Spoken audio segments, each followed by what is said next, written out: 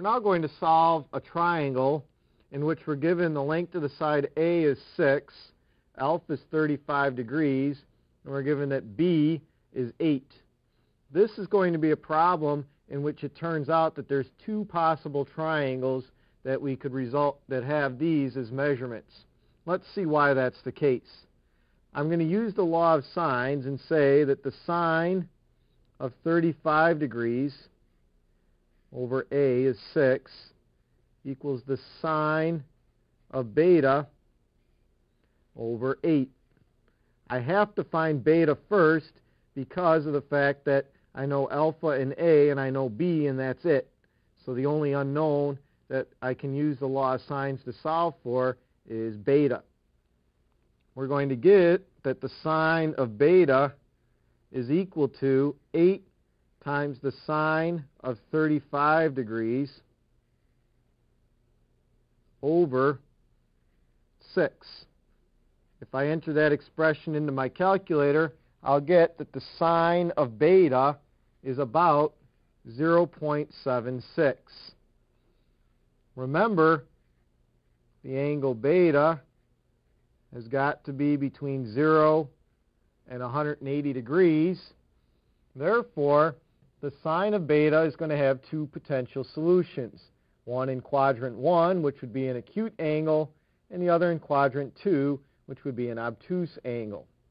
The calculator is going to give us the acute angle. When we compute the inverse sine of 0.76, we get that beta 1 is going to equal about 49.9 degrees. To get beta 2, we compute 180 degrees minus this quantity, or 130.1 degrees. We check to see if this obtuse angle is a feasible angle. We check it by adding beta 2 with our other known angle of 35 degrees. 130.1 plus 35 is 165.1, which is less than 180 degrees. Because of that, we know there are now going to be two possible triangles.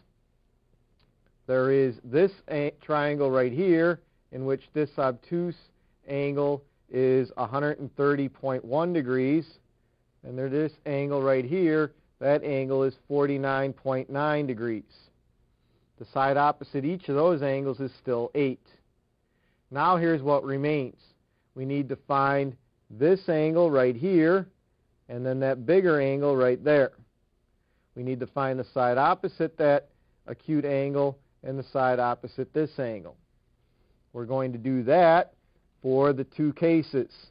So let's first do it under the case in which beta 1 is 49.9 degrees.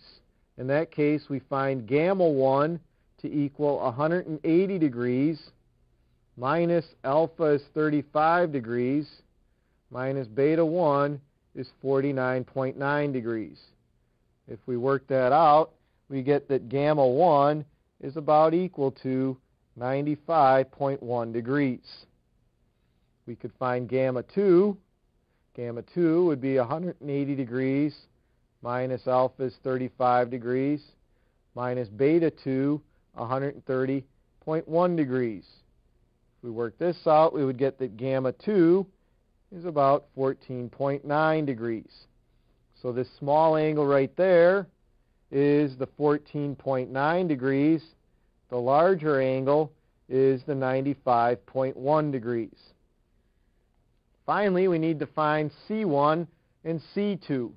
C1 is going to be the side that is opposite alpha 1.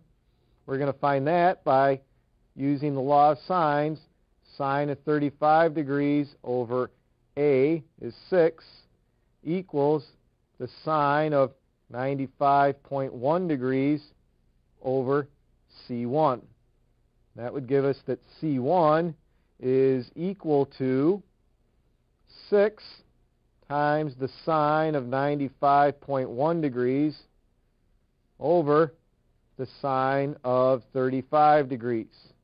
If we enter this expression into our calculator, we get that C1 is about 10.42. So that would be this long length right here of 10.42. If instead we're going to use gamma 2, we would then find the side opposite gamma 2, C2.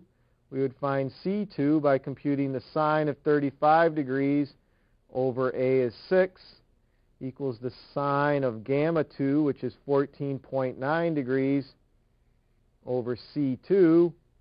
We would then get that C2 is equal to 6 times the sine of 14.9 degrees over the sine of 35 degrees. Enter that expression into your calculator. You get that C2 is about 2.69. So this short little length right here is about 2.69. So there we have our two triangles.